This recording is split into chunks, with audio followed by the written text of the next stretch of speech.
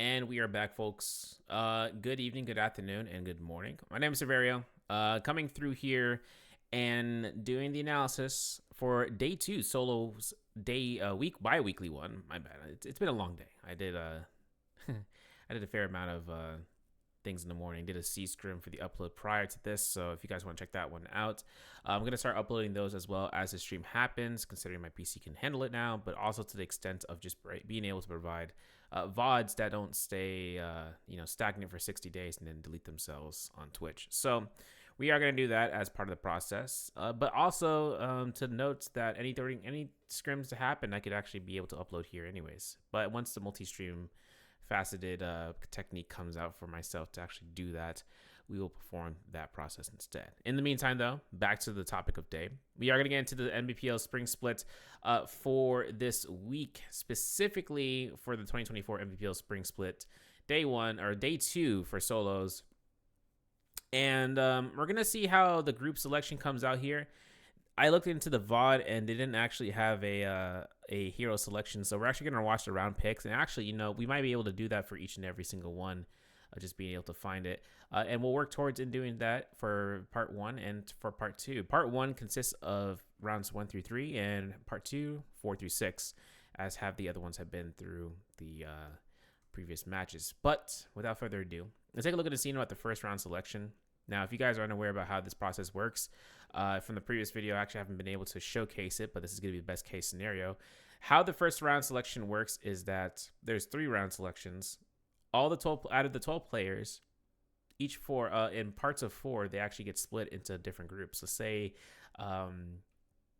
groups 1, 2, 3, because ABC is already utilized for the days that the players play. So groups 1, 2, 3 get selected with 4 players each, and then they get a chance of choosing their characters. Now, if a character gets chosen out, like this scenario, you see massive Zapings. If 3 or more Zapings are chosen into this round, she would get banned for the next round. Trios, it would be a hero point that would be consumed, and on the third in number 3, if number 3 was the last round to be picked, they would actually have to consume 2 hero points in trios. In solos, that character is not available whatsoever, because solos works where you can only choose a single hero twice, and after that you have to be diverse with your choice selection and knowing how to kind of operate in different fields of playstyle. And in Holoroth, you're gonna see Zapings, you're gonna see Fairy Shens, and in Morris Isle, you'll see more offensive characters where the extent of grabbing kills and being on the loose like a tiger, like Akos, is where it comes to play. But Shael now comes into that realm of things, and we saw Shael in day 1 into the latter half, where she was performing admirably across the board. I don't know how Shael would operate into Holoroth, to say the least. But I would say that she might have a little bit of issues if she's going to be just depending on a fight, not against offensive characters, but rather defensive characters like Zaping and Farius Shen.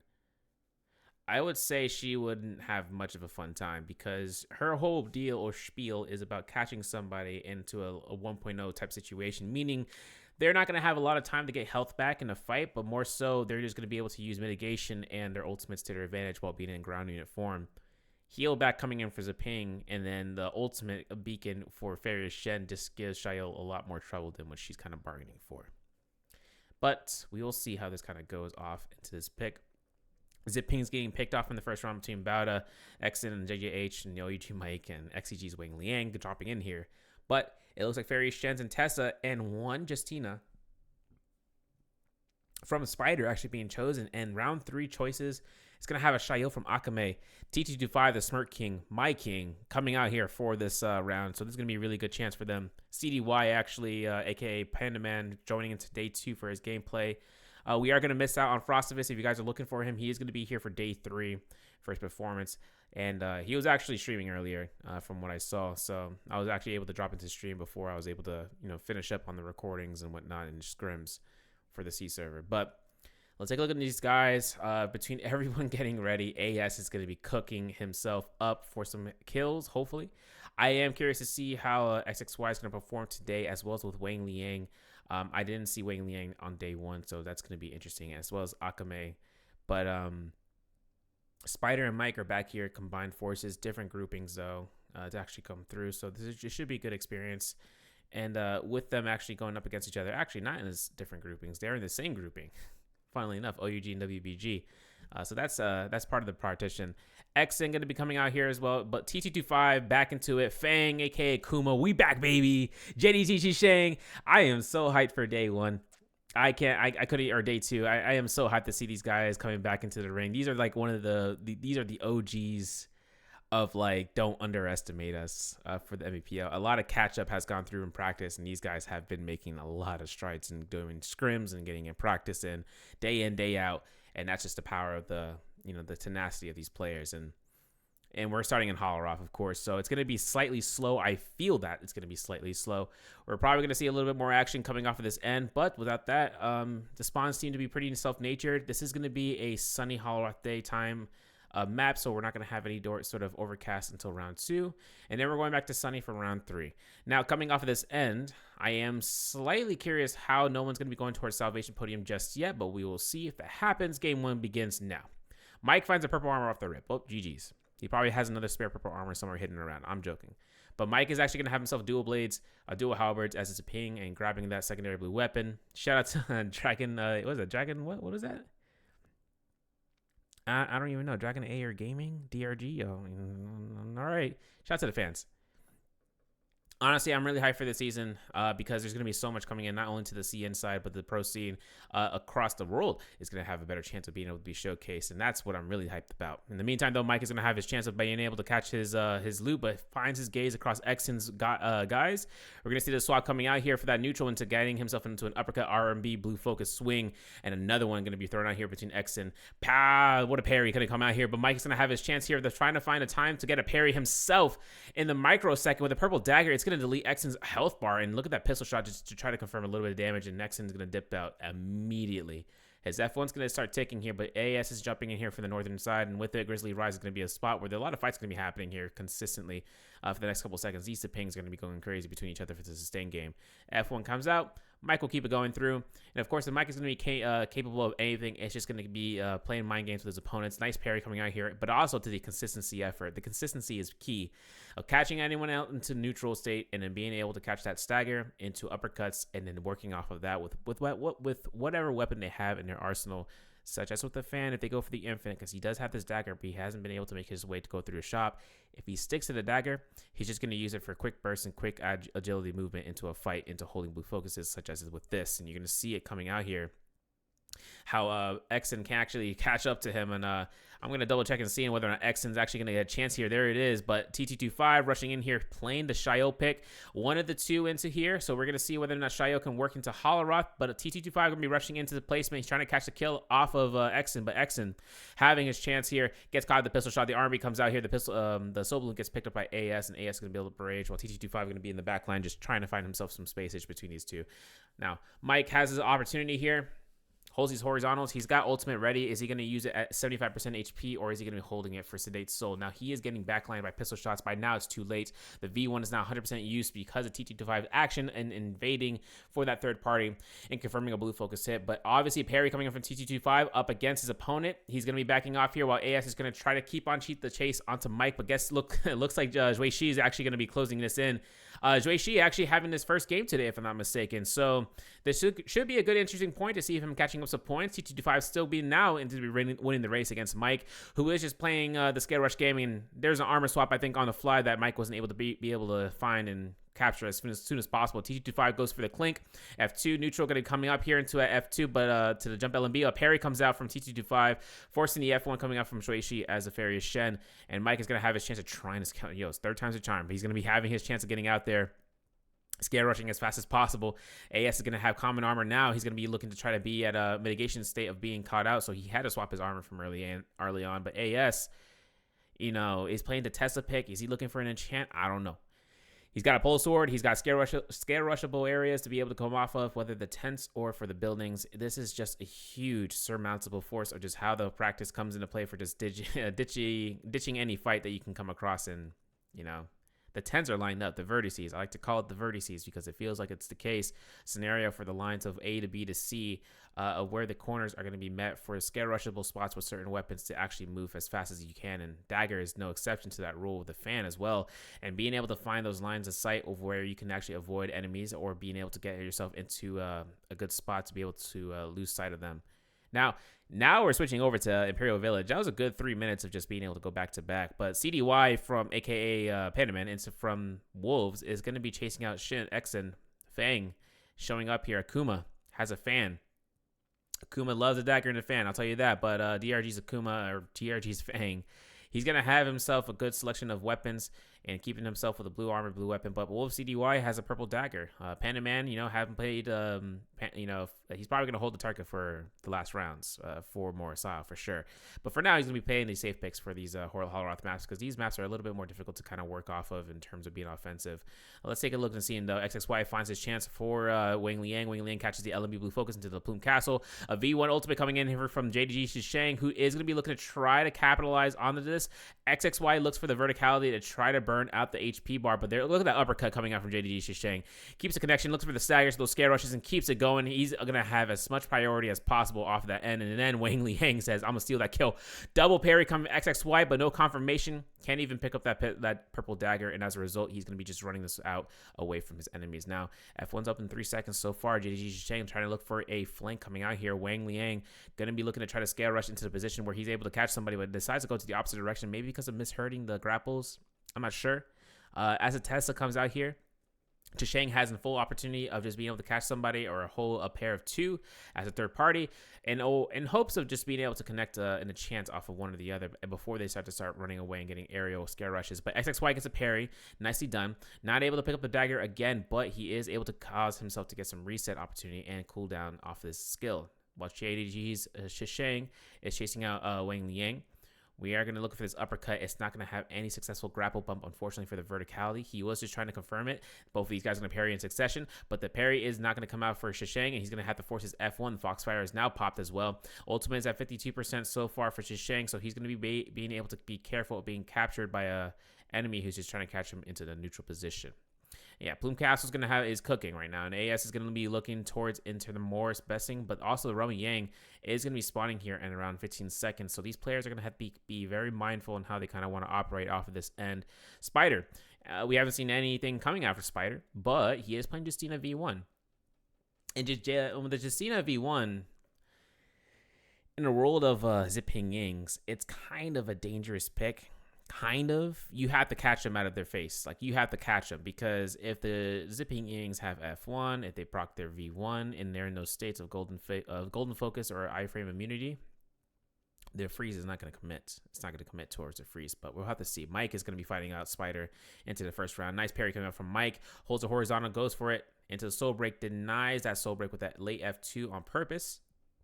We're going to see Spider have his chance for ultimate here. And he also has a Heartstopper.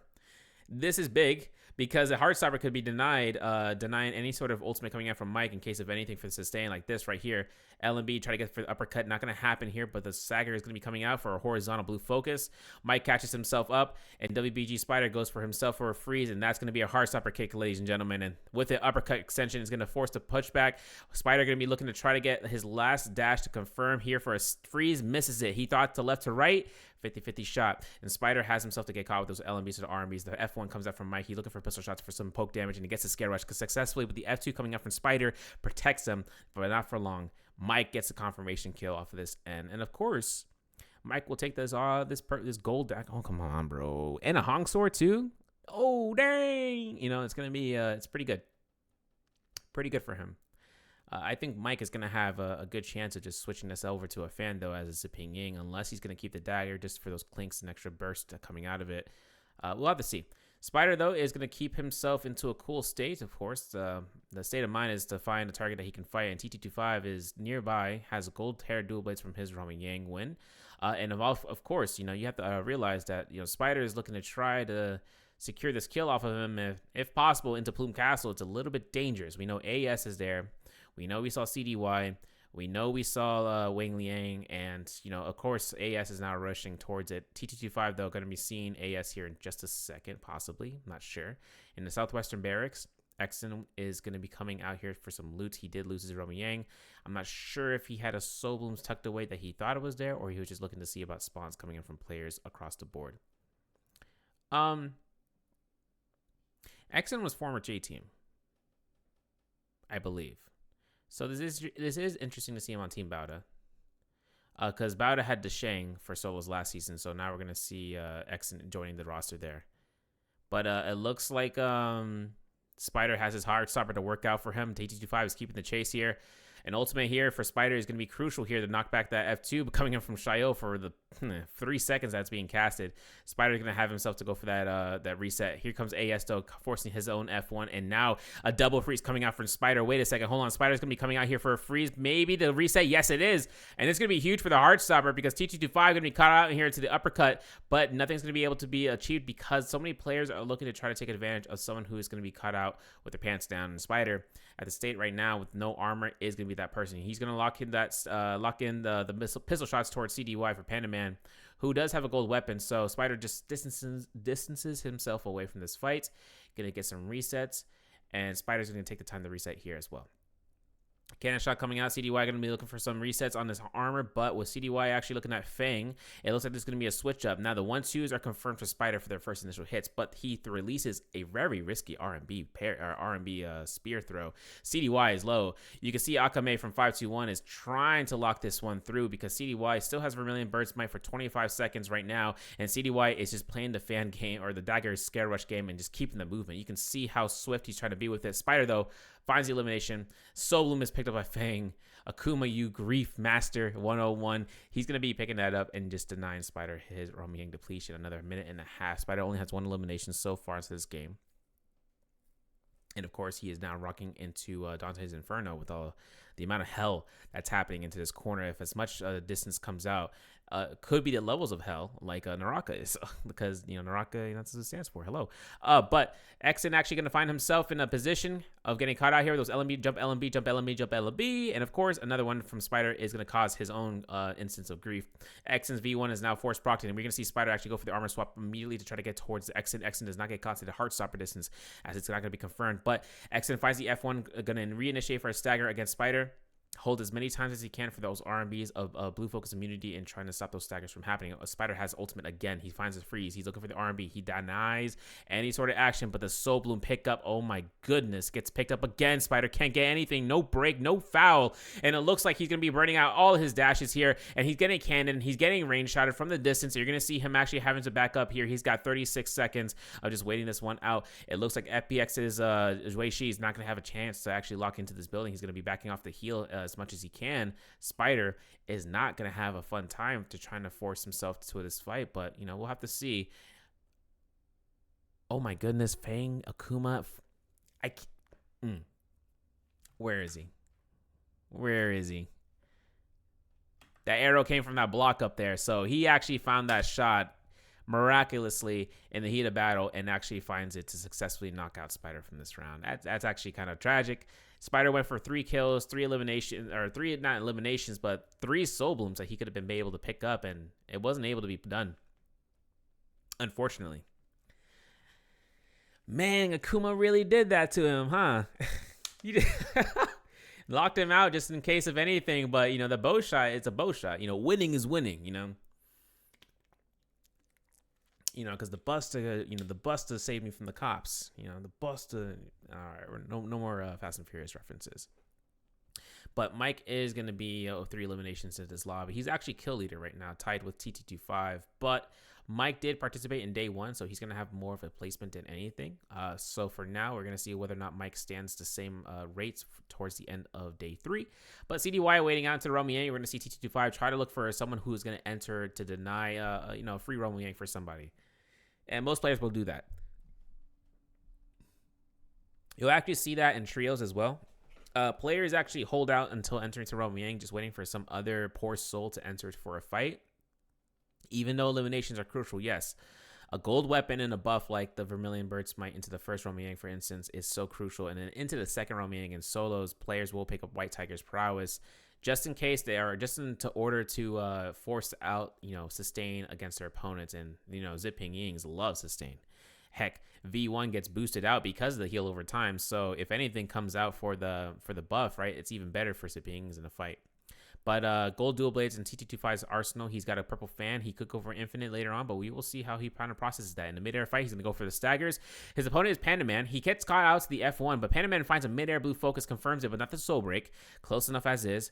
T225 charging out these blue focuses, and with the cannon shot, he's going to be very mindful about keeping as much poke as possible. The ultimate comes out here for the V2, and then there's going to be the beacon drop, and then the second block isn't consumed, but he is going to try to go for the flash step pursuit. And of course, T225 trying to deny any sort of those cannon shots to come out here to force a block on his end, which would have cost him his chance. But T225 finding time to reset here. Cannon shot is confirmed, but the block coming out from Black Tortoise Guard is going to proc here. T225 has one more. While Wolves can't do anything about it, we're going to see cannons coming out here from T225. They're trying to force out Wolf. Those are burn ticks too. So T225 actually has Rupture Gale Orb, gets caught out here for those second hits. And now he's going to have the last time to heal for his last armor powder with CDY actually forcing for a round 2 melee engagement. Horizontal comes out for a soul break for free. F2 for the neutrality is going to be caught out for a successful combo. And the whole check of Destiny comes out here. T225 looking for the LMB uppercut, does not confirm it because of the F1 combo breaker for CDY, who does get a horizontal, who does get a soul break, and who does get a kick to the face for that Rumble Gang win. It's a difficult game for T225 so far, man. Iola against Feria Shen, it's kind of like Zai versus Feria Shen. Zai ain't gonna have as much fun here. You can actually see that case scenario from earlier seasons, from the summer season, the summer split last year, where Zai's just get decimated in Holoroth against Feria Shen's. Where Zai were to succeed, against Ziping Yings for the burn, Feria Shen is like, it's too risky of a play. That's why you see Feria Shen's insta enter the Romo Yang if they can. If they feel the desire to need to do so, they won't have much issue. Their only problem would be having to fight up against an opponent who would push them back. But, we'll have to see. T225, though, finds himself with the Romo Yang depletion. I'm not sure if he has a Soul Blooms left behind somewhere. He's got 3 eliminations, so it could be anywhere between Cinnabar Valley and whatnot. And let's take a look and see if he actually finds one. The quality's dropping. I don't know why. I think I have this on sets. No. We're going to do that. You're going to see if he finds a Romo Yang, or rather a Soul Bloom, and it doesn't look like he's going to have the case, but he's going to find a bounty. So this is good. I'm not sure who his target could be in the near vicinity. It looks like it is not Wang Liang. He is actually getting hunted by someone else, as Wang Liang walks into this lobby with 1 elimination so far. Fang and Sasha Kuma is actually being hunted by what seems to be, I do believe it's going to be T225. Well, Fang is going to be coming out to be hunted. 3 minutes now, taking down for T225 to rush back into the fray. Of that is Plume Castle. This hotspot of drops, or hotspot of damage, is coming out between all these players. And T225 just trying to rush back in here. 7 players alive after the second set of Romo Yang. So we're going to have to see whether or not T225 finds his opportunity of engaging these guys. While that comes out, T225 finds Wang. Unsure. It was the target he was looking for, but he is going to be looking for him regardless. Because now that T225 finds Mike, or Mike finds T225, the range shots come out. We're going to look for this opportunity and seeing how these two are going to re-engage. White Tiger's prowess actually into the hands of a player nearby. Mike is not feeling any sort of certain type of way, but we actually don't have a White Tiger's prowess icon just yet. I think they're working on that. I'm pretty sure production team is already aware of that. In the first day of solos, or trios, we were able to see that the Draco Storm buff was 120 seconds, but it changed to 180. These guys are quick with it. So we'll have to see a new icon be formatted later on into the season and seeing about that. T225, though, getting chased out here. Under 2 minutes left for his Romo Yang depletion. He finds Mike. He goes for the F2, and Mike can just double jump here and go straight up the stairwell. Cancels out the ability. You can see the cooldown actually a reduced count for it. But it looks like T225 is looking to try to knock out of Mike and using blue focuses, but those neutrals into the bait outs coming out from Mike is dealing a lot of poke damage with the clinks that are coming out. 500 armor lost in just a blink of an eye. T225 has a minute and a half. He's got to be key. This is a key problem right here, though. The fact that this fight is happening near the Aquila's Crest. If you don't know what I mean, Aquila's Crest has so many nooks and crannies and verticality that if you're trying to find somebody, and if they want to avoid a fight, if they can afford to avoid a fight, like Ziping has the iframe for the F ability, she can get out of dodge. And most of the pings are going to use that opportunity for their F1 to do that. While Wang Liang, for instance, right, he uses his ultimate for the gold focus iframe, but T25 is going to try to commit to this as fast as possible, finds the F2, but look at that. F1 is enabled by Wang Liang. He iframes it through, and he's able to actually get himself out of the trouble just because of that one ability to counteract the Xiao. I don't think Xiao is going to have much of an effect into the Holoroth region because of that main character pick, because Ziping Ying is... It's unfortunate, but Ziping Ying is actually going to grief Xiao's. It looks like Ziping Ying into Holoroth is actually the main reason. It's like a good counteraction because of the F1. You would think, right? Xiao has a lot of application for the F2 in knocking off people off their ability. But like, for instance, against Tessa's, Xiao can actually push Tessa's out, forcing the Foxfire, and then confirming the hit with a successful combo. But it doesn't seem to be the case. T225 gonna die to Ruby Yang depletion, most likely. XXY trying to catch him into this. He just can't catch a break with any of these hits, and with that, we're gonna see his soul departs. He's gonna actually give that kill to XXY though, due to the damaging effect that XXY was putting onto him as the last source of damage. XXY though finds CDY wanting to rush down and pick up the Soul Bloom. Nicely done for CDY really quickly. Wang Liang is going to fight out CDY / Panda Man. So XXY looking to heal up. He is going to have gold dual halberds. And as he comes out of here, pistol shot's going to come out back to back. XXY with the gold dual halberds is just going to keep that as his primary weapon slot. Mike, though, finds himself to heal. And of course, he's chilling. 3 eliminations. The only other person with a higher kill count than him is the tied amount that CDY has. T225 had 3 kills, but he was eliminated early on, or just a few moments ago, I should say. Mike, though, will find his chance to go through, but a replay comes out between T225 and AS, and let's see how this ended up, because this was the first Roman Yang that T225 won. LNB comes out here, double dodge against AS, very nicely done. Has that V2 to force this out, forces the dodges to be utilized by AS, and he's going to burn the second pair of dodges, but the ultimate is already done. The F2 successful combo kill confirms AS. A massive amount of damage coming out for that end. And I also want to preface, I would prefer you guys watch, if you guys are looking for the content and everything, make sure you watch the live broadcast. The casters for today is going to be CA, aka Creatives, on top of Raven PLZ. And those two guys are going to be casting out for today. Huge amount of support for those dudes in terms of, even to all the casters of actually being able to cast. And specifically with Raven being a player of the game. And oh my goodness, JD Shisha Chang is going to die to burn. Yeah, he's going to die to burn. Unfortunate. And from that, Wing Liang picks up his second elimination. But back to the point to be said.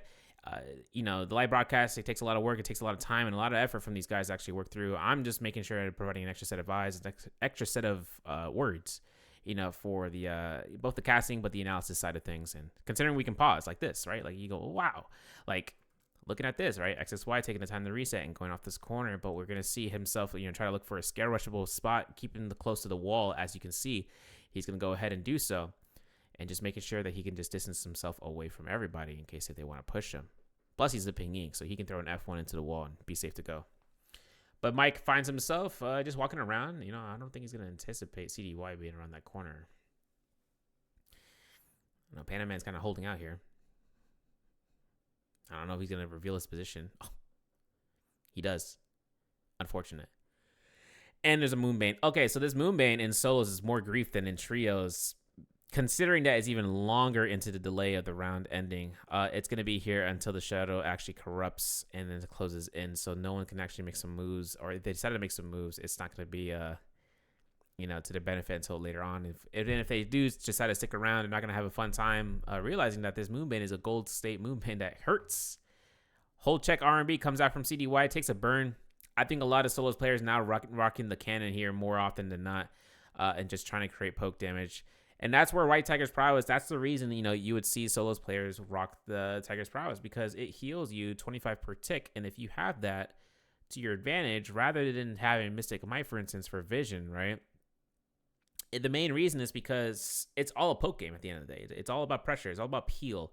You can peel off your enemy, and being able to get that small amount of damage that builds up rage, right? And if that builds up rage, right, that also forces your enemy to use its supplies, right? Like Raven says, right, the war of attrition comes into play here significantly, especially in Holoroth. And a lot of players even do that into the case scenario to just make sure that the enemy has nothing to kind of live for by the end of the round or by the final circles. And talk about final circles, 4 minutes till. we aren't going to have any sort of action here to confirm a lot of points. F1 combo breaker from CDY, but more importantly, the amount of scare rushable positions that these guys have now advantage of is going to be stagnating a kill potential unless one person makes a wrong move or gets cut out into the wrong circle of someone's guys. CDY, though, at 1,000 HP, though, has a Force's Beacon. This is the type of positioning I was talking about. He's going to have to force the Beacon. He couldn't release the R&B Blue Focus there. He knew so. It's just too risky. And Mike actually is a very strong point to be made to be prepared for players and parrying them. As you can see, Fang is going to be in the top floor. We can see this the cannon to be in initiation mode for CDY. You know, with everything coming out here, we're going to see some opportunity for CDY to really just look towards the sky, and he has no more boost left for his ultimate, so he's just going to have to worry this out and just making sure he can catch somebody out for some hits. Wang Liang avoids it. CDY is not going to stick on top. He's got 2 repair chests and a pistol, so he can't really do any sort of proximity explosions with a cannon unless he's hiding it.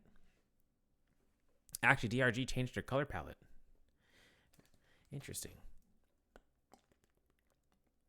Getting some water. Sorry about that. Mike, though, gets to the high ground. I think he's focusing on CDY. He's looking at Panda Man like, hey, yo, chill. Scare Rush was successful. Forcing the F1, though. Mike was actually going to be caught out here. Ugh. Dangerous game for him right now. Scare Rush is into the building. And actually going to be able to, if he hides himself here, he can just play for placement. And I wouldn't be against it. But it looks like Fang finds him. You can see the cannon mode coming out from XXY to deny CDY from the rooftop. And that's just a good play. XXY actually continuously keeping the fire on. But another cannon coming out here from Wang Liang. Really good point for that parry. Oh, CDY goes down. Couldn't even survive. He just laid there. He knew he couldn't do anything about it. XXY, though, going to look for some action out here and focusing onto Wang Liang.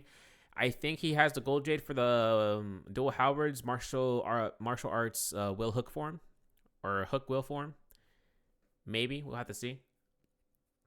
The Hepta detach, Hepta pseudo. Well, I mean it's Hepta detach, where you can get healed and you lock down someone in gold focus, but it's not an extra attack. It's just a double halberd vertical hold that you release, and you'll have an animation change, and that you can realize that. And Hepta detach, you don't know they have Hepta unless they release the second blue, which is not normal for the it's not normal for the longsword, because the longsword doesn't have 2-stage blue. It only has 1 stage. But Fang is throwing the beacon out. Now he's actually forced to be instead beacon Wang Liang and to be in the corner. These guys are going to shoot as much as they can, but Fang was first to reach the rooftop. So if anyone tries to invade, he knows it's going to happen. And we're going to see whether or not Fang actually finds his opportunity here and knocking somebody down. He's actually going to get the high ground even more so. Mike is just holding this out.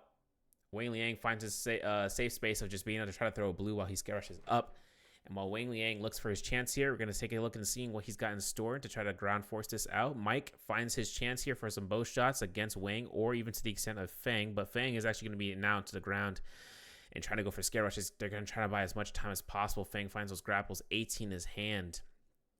Or 18 grapples in his inventory. Mike is in the zone. V1's available. He's going to early activate it here to try to keep himself a little bit more healthy here for armor as well as for health. But this is going to be the final stages of the fights. 8 seconds until players are going to be tied out for position. XXY is going to be the next one eliminated. If it happens, there it is. And there's going to be Wang Liang. And Mike and Wang are tied for second. And these guys are going to be getting their same multipliers. But it looks like the kill leader is going to be here for Mike for MVP. Possibly. He had 3 eliminations. Let's take a look. Try to captivate the scoring. I want to see what the scoring is. You know, Wang Liang. Yes, sir. I like seeing Wang Liang being able to win out for an MVP. After what happened last year in summer split finals, grand finals, and being in the last round and being tied against Mike, and then getting coincided for second place, it really hurts into that final round. But I'm glad he's actually grabbed a first day MVP for his gameplay. He's like, hey, look, guys, it's me. I'm on the screen. But regardless, let's take a look at his scores, you know. And I know Fang Akuma is also looking towards and checking his place, because Akuma has such a strong point to be made as part of the Pro League. But we'll see how he kind of ends up today in terms of his scoring for the first time I'm playing. So let's take a look at the scores. Kind of had a little bit of a cut moment there, but we're going to take a look anyways. All right, so with these scores, we're actually going to have a chance of looking at this as a broadband view. Our standings will be showing up here, but AS actually gets eliminated 3 donuts into this game, guys.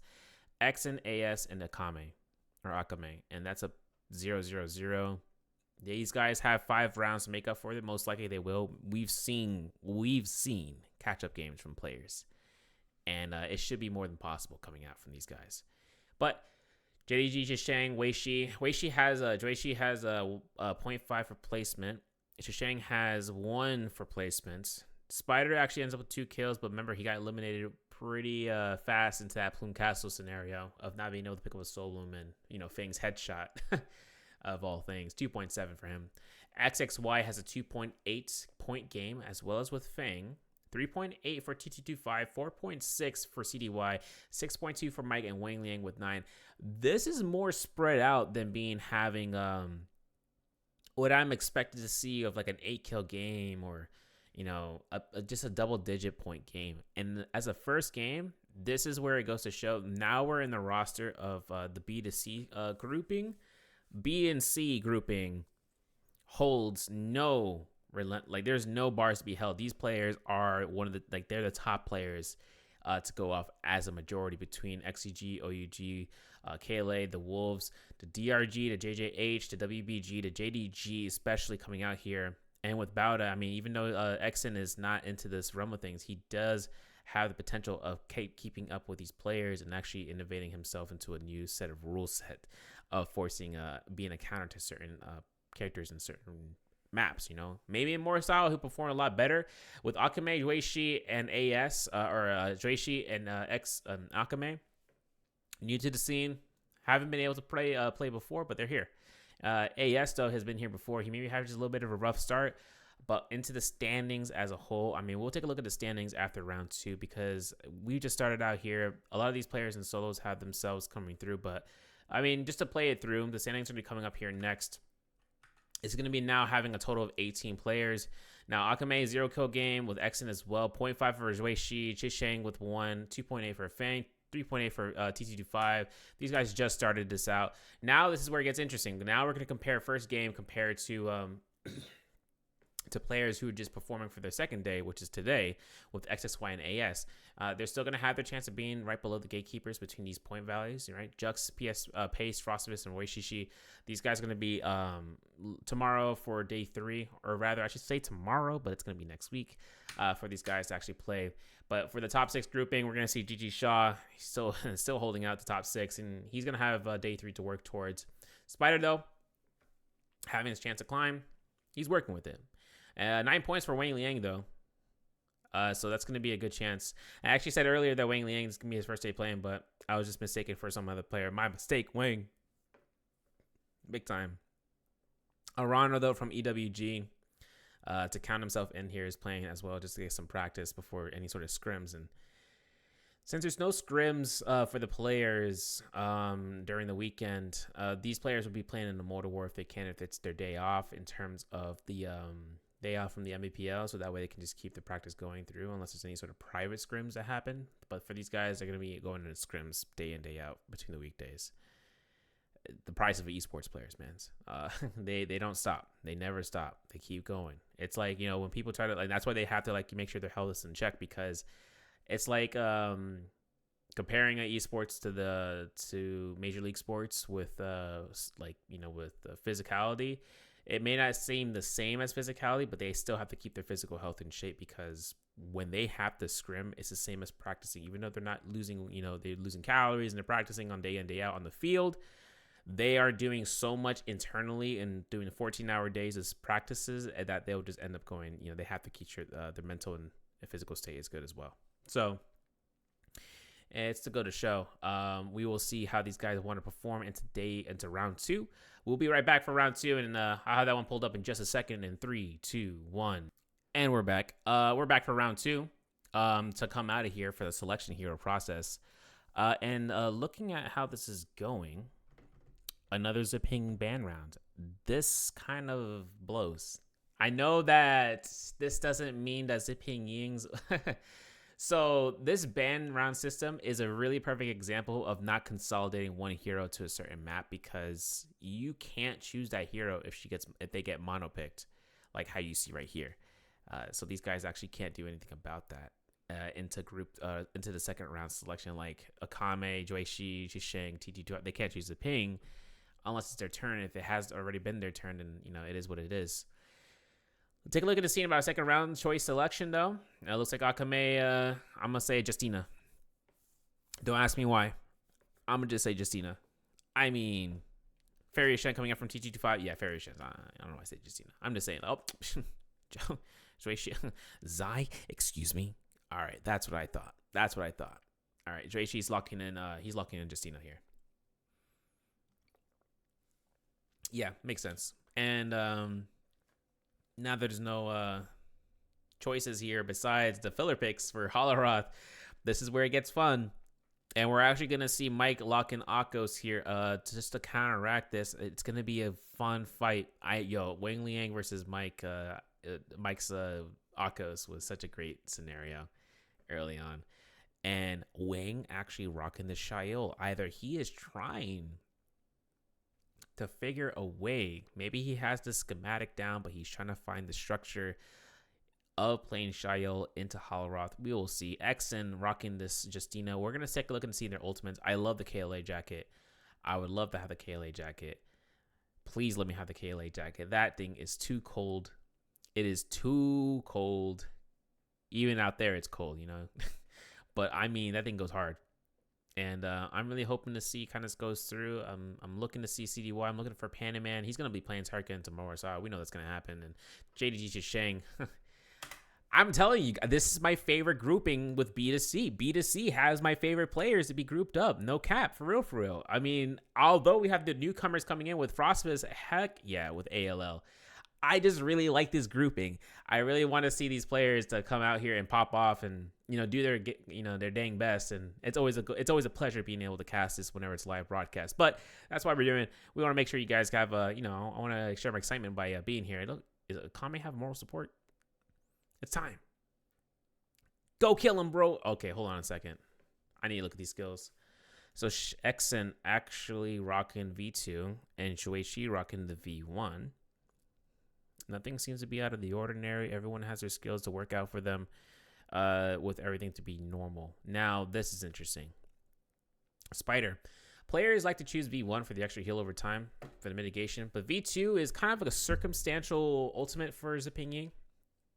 And the main reason for that, the Sedate Soul force proc is something that some players don't want to happen. So then what happens is that they're 100% ult, but they don't want to necessarily die, understandable, but they don't want to lose 100% of their ult rage. So what they're going to use is a quick activation for the V2, being gold focus animation. Maybe parry, maybe hold on for it, but if they lose their HP and force a Sedate Soul, they can cancel ult right afterwards and saving their rage. In order to get them back into the fray, they use the F2. The F2, though, is interesting for Spider, right? And that's mainly because he doesn't get caught out here for staggers from anything from the Shails, if anything, maybe a little bit. But the F2 also denies grapples, and if he's running away, he has more time to sustain out. He's good to go. So that should be a good chance for him to actually do his work here. Excuse me. But another thing about this is that a lot of these players are actually going to be looking to try to spawn next to one another. You can see oh man, you can see a lot of these players actually be going by the Moonfall Pass. Or is that Cinnabar Valley? I'm gonna double check that once we reach out here. Let me look. Cinnabar Valley. Big spawns? Big spawns.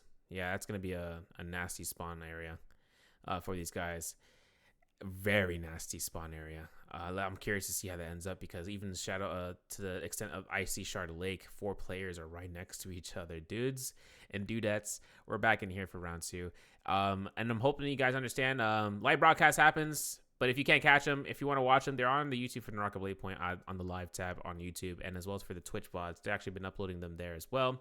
Try to keep up for it and watch them. But spotting out here, Spider finds himself a pole sword and a katana, a pole sword and a hung sword. And AS is still looting up here, trying to find an armor. Not having the luck to find one just yet. But he is going to find a lot of blue weapons. It's up to availability if he tries to work with it.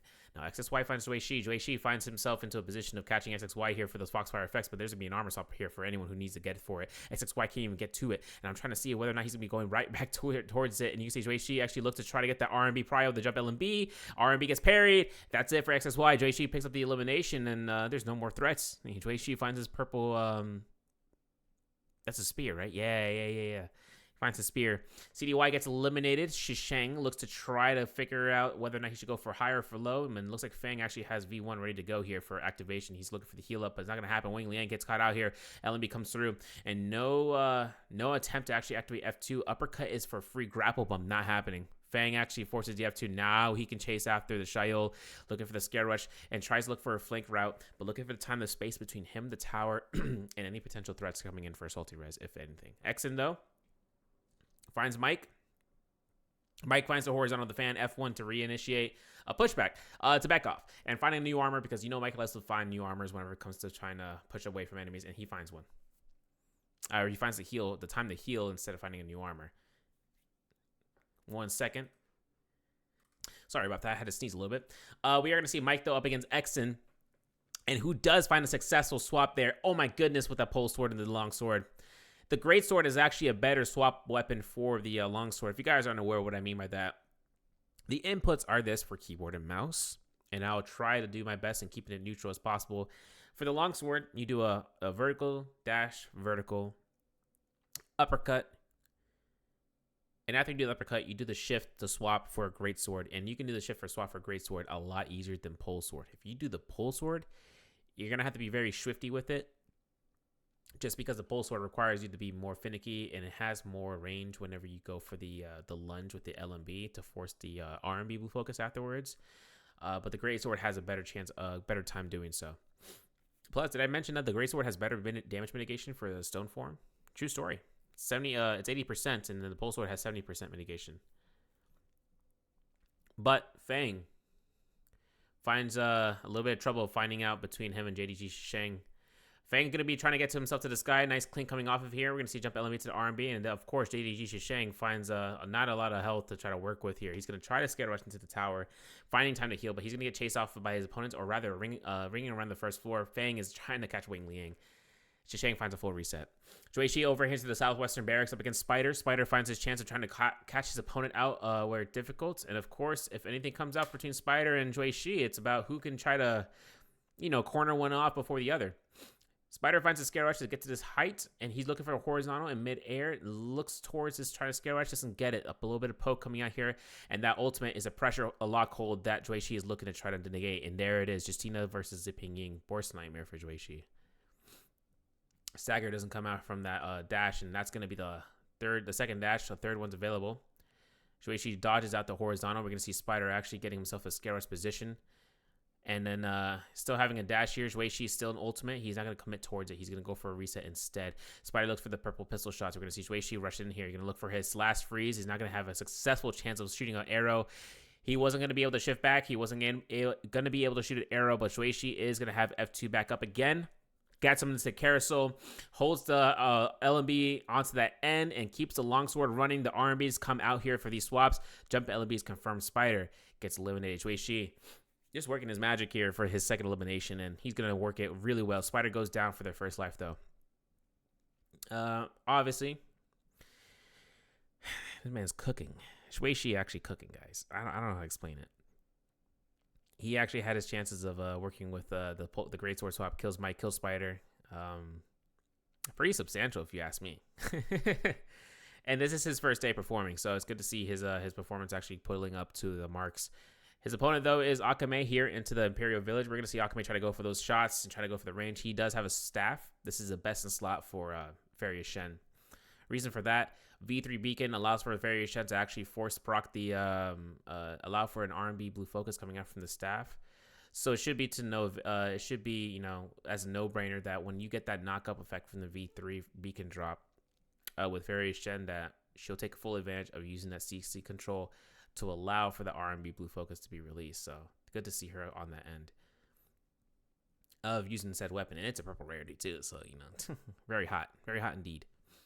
But Exen Finds TT25 in a couple of seconds here. We might see TT25 rock this Honk Sword with the bow. Let's see if he gets a headshot, triple headshot, ending the NBPL. Xen, though, is running the V2, the F2, V2 Justina. So if TT25 actually attempts to use F1 to try to negate a push, Xen can ignore that F1 and dash straight through it and cause that freeze to happen there.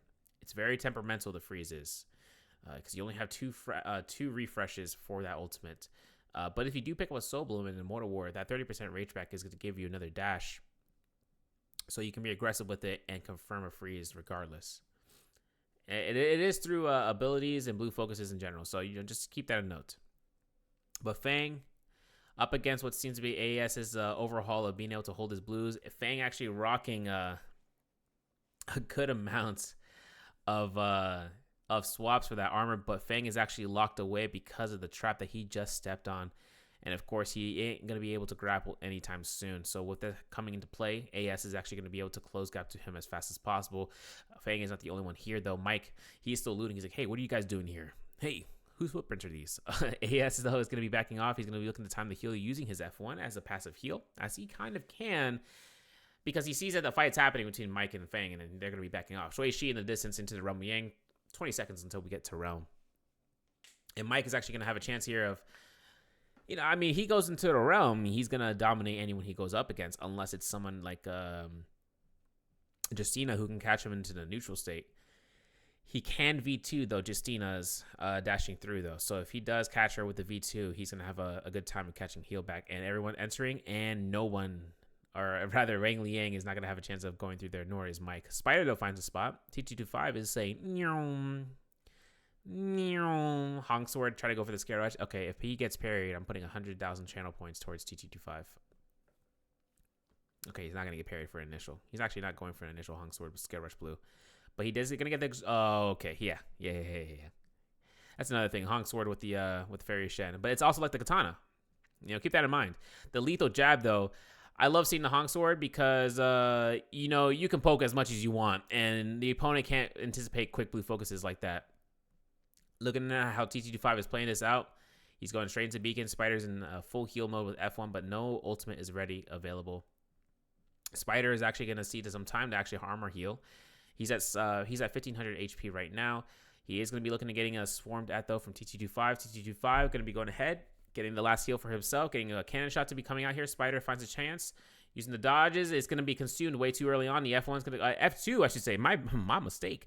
F2, V2, remember that. And we're going to see Spider get a parry off of this, and F1 going to come out here from T225. Another parry. Come on. T225 releasing all the blues. Spider gets his uppercut, grapple bump into a vertical blue focus, and looks towards to try to catch with a horrors of vertical attack, and that's it. T225 was spamming those blues, those 1.0s, man. Dangerous game. Super dangerous game. But... Excuse me? Whoa. Spider picked up White Tiger's prowess and a gold spear, right? So the gold spear is going to turn into a staff real quick. But TT25 finds Mike here. Realm Yang depletion for TT25. No eliminations. He's looking to try to go ahead and iframe the F1. And with it, he's going to be finding a chance for a beacon drop, hopefully soonish. There's going to be a pitter patter coming out here. The LMB doesn't get confirmed, but there's going to be Mike actually outside of this point, who is going to be going to try to reset here. T25 ain't going to have time to heal here. Nice iframe dodge to the back side. No pitter-patter going to be denied here. F1 to go into beacon. Maybe he finds a way. Wang Liang going to be showing up here. Wang's going to have a chance of being able to back off into the top of the tower. About as Xen is actually going to be able to pick up a buff. It looks like Fang is also in the Realm Yang depletion mode as well. So is Panda Man losing his Realm Yang. And then T225, of course, losing his Spider. But... it looks like, if I'm not mistaken, whoever won the other two runners of the Realm Yang besides Xen, Spider picking up White Tiger's prowess, whoever picked up the other buff must have been White Tiger's prowess as well. So a White Tiger's prowess instead of Vermilion's off the rip. Interesting, right? Spider finds a kill off of Zhui Shi, though. Finds himself to get rid of the Realm Yang depletion. I'm honestly curious, though. I'm honestly very curious. It might have been, it could be XXY that actually picked. No, he doesn't even have an elimination, so I'm not even sure. Yeah, Xen rushing in here with the Vermilion Bird's Might, though. It's very interesting that the White Tiger's prowess gets picked up for the first realm, because if you look at the way it works, right, it's like you would use it for the second realm Yang buff, but with Vermilion's mean at the cost of it, This is just to make sure that as many players as there is, you can start building up the stacks for the defense and for the range and melee resistance by getting your kills, but also to deny any sort of third parties. Like for instance, if T225 got the elimination with WTP into allowing for the enemies around him to get heavy staggered and lose HP, that can change the flow of things big time. Plus, he would get heal over time while he's having to force mech, so he's gonna heal over time for 30 seconds, 25 per tick. Cannon shots and catching Wang Liang into the free fall. You can love to see that. Wang Liang, oh my goodness. Gonna get locked out here. T225 rushing to get the soul bloom. Guess who's denying? The Fang himself, Akuma, griefing T225 once more into the fray. We're gonna take a look at the scene if Akuma's gonna do the same thing he did to Spider with a bow shot. I'm not sure he's gonna actually switch to a bow here. Ballista coming out here from the back line though. I think T225 is gonna be locked out here from the Ballista Scorch, and there's gonna be the shots coming out here. T225 gonna be burning to death. Unfortunate, Fang gonna be looking to try to get the soul bloom. He's gonna go be successful with it. He's looking to switch over to the fan for the quick scale rushes. He's looking to try to go for an uppercut. He's trying to find out whether or not Mike is gonna be up for the task of being able to lock himself away, but that's crazy. That's crazy.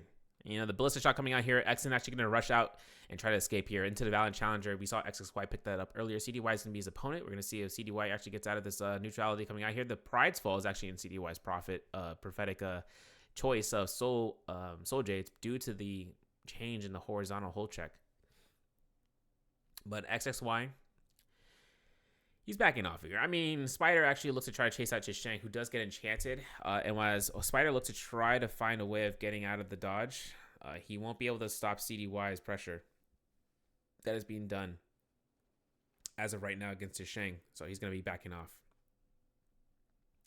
I think CDY might be looking for as much burns as possible. I mean, I would too. Salt Smolder does a lot of chunk. Nice dodge. Ooh, very close. He's getting as much burns as he can. Look at this. Quickly maneuvering around his opponent, but that cannon shot's for free. It's going to be the last one, though, that Chishang gets. CDY looking to try to hold horizontal here. I'm not sure if he also has Blistering Edge. I'm not seeing the animation. He's just having a normal horizontal holds for the pole sword, but you're going to see the scare rushes coming out here for Chishang. He's trying to distance himself away. He holds the R&B. He delays it. He goes away. It goes ahead and disables it to try to go for a scare rush. Dodges the horizontal coming out from CDY as a stone form procs from the pole sword. And as CDY has his F1 to heal over time in the V1, he does have Realm Yang depletion off this end. Chishang finds the soul bloom, picks it up, and denies it for XXY to actually be able to pick up for that rage. That would have been beneficial for him in the long run. But, you know, XXY hasn't picked up an elimination just yet. He did pick up that Valiant Challenger, though. So that's a very, lack of a better term, it's a very ballsy move with no buff, but he did it anyways. And, as it comes out of here, we are going to see a chance for these opponents to actually look towards it. Mike is going to have himself a staff pole sword, so while he looks to try to lock that one through, he is going to go up against Exon, who has gold pair nunnies, as adjusting the V2, and he is going up against a Akka, so we should see the interesting play here. The LNB uppercut gets denied due to the Akka's F ability. And with that, Exon actually finds himself to use his F ability here. Gets locked out here. Ultimate cast, you're going to see about the escape pattern. This is how you kind of want to deal with it and using the time to get some quick damage in. But Exon actually loses his opportunity here. Gets caught into the pound spam. Dodge roll coming out from Mike. And he's going to be able to get his V2 off here for confirmation. The pulse comes out. We're going to see the delay into the pounce. The V2 is not going to kill confirm just yet. But Mike tries to get the jump LMB with the pole sword and gets a shunt to kill confirm. Very nicely done. And, of course, we're going to continue into the next fight, Chishang versus Spider here into the second round Yang. While Mike picks up the buff, Spider finds Chishang for a parry check. Obviously, the dagger versus the fan is going to be an interesting point to be made because these are two polar opposite weapons for the same reasons. There's going to be a chance for the Assassin's Lunge from his Spider to be revealed. He's going to reveal that ace up his sleeve. Horizontal comes out. Chishang does not get the parry. He's looking to hold it. Looking to try to go for the Assassin's Lunge. He gets it. Goes for the crouch LMB, but misses it. Spider is going to be losing out his target here for now, but the Hong Sword is going to be in his pocket. Oh, my goodness. Gets a nice little tap right there for the bump and then allowing for himself to get a vertical. Let's just replay that real fast because that is a very crucial step there where he looks for the grapple bump, holds R&B, and catches Chishang here. Pistol shot into the R&B from the Hong Sword to switch out. Another gold weapon for your boy. Exon, though, loses his round fight. He might have this, he does have a Soul Bloom Essence over by Grizzly Rise. So he is going to have a full chance of coming back into the game. That's it. There you go. Keeps it holding for eliminations for about his exit. I know, like I said, you can have a bad first game. and it was the case for Exon. But 4 eliminations, 6 players total left. Chisheng hasn't spawned in just yet. We are going to see XXY and Mike nearby the Morse Blessing. Exon actually going to rush right back into this point from the Grizzly Rise. He's going to have enough time to get back in there. The zone's not too far away. And fighting that Soul Bloom was crucial. But Mike has White Tiger's prowess. He's trying to find someone to fight. He's trying to keep the poke damage coming through. Fang is actually in the distance with the V1 as the Zipping Ying. Chisheng, Plume Castle spawn in. Dual Halberds fan, Bow. 3 kill eliminations. 3.5 minutes. Hopefully Chisheng has his chance of being able to catch someone out or finding a third-party opportunity. Whichever comes first.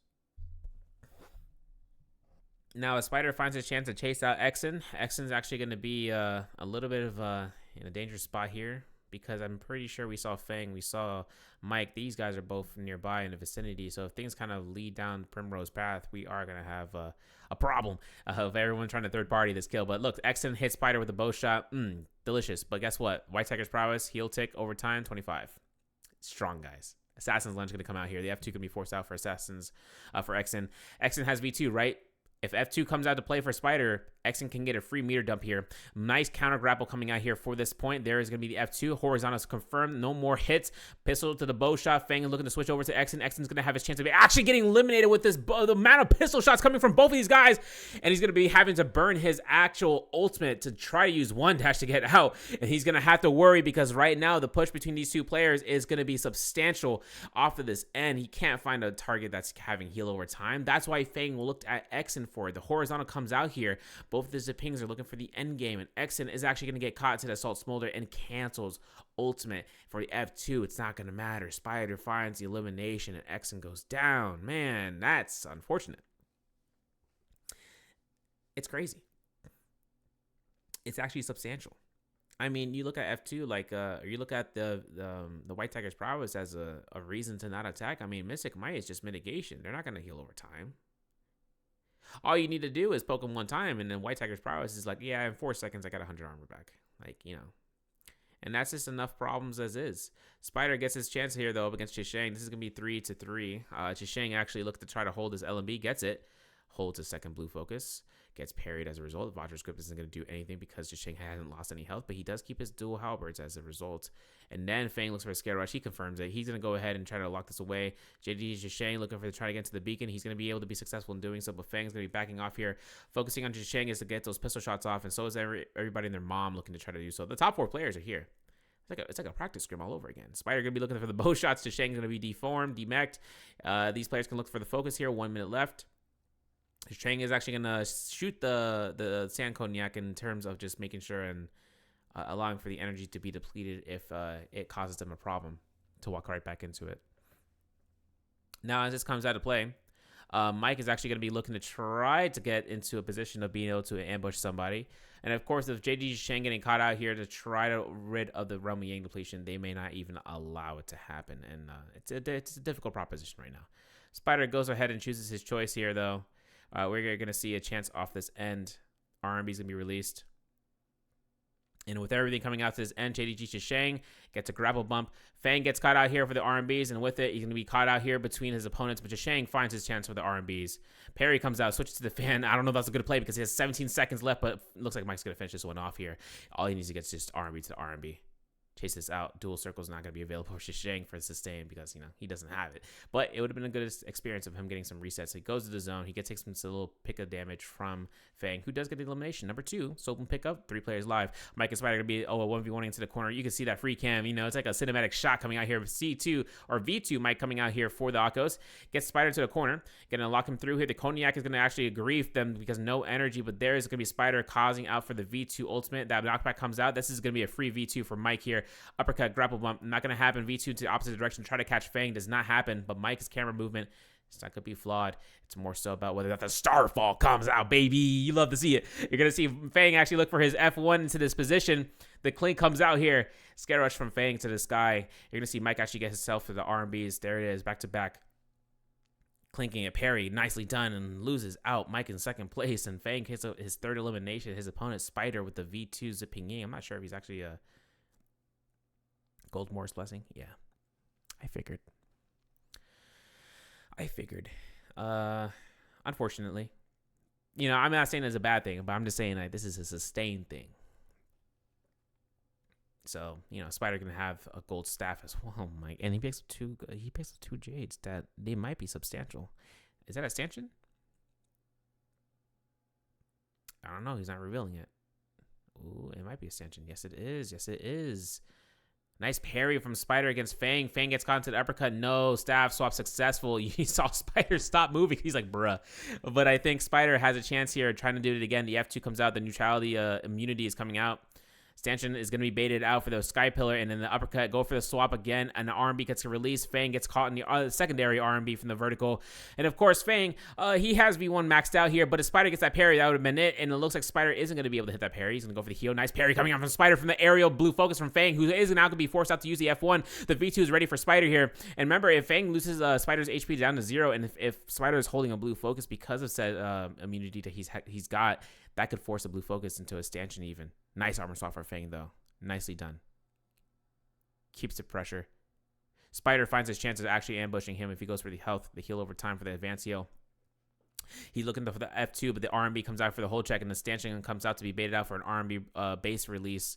And as Spider comes out, he's waiting for it because it come through. Pitter patter for the LMB blue focus, and there's going to be a chance here for another stanchion. The clink comes out. There's going to be a wind blast coming for Fang for some poke damage, but I think Fang is going to look for this jump LMB to the R&B. Nicely done, and this is the extra moonblade they added.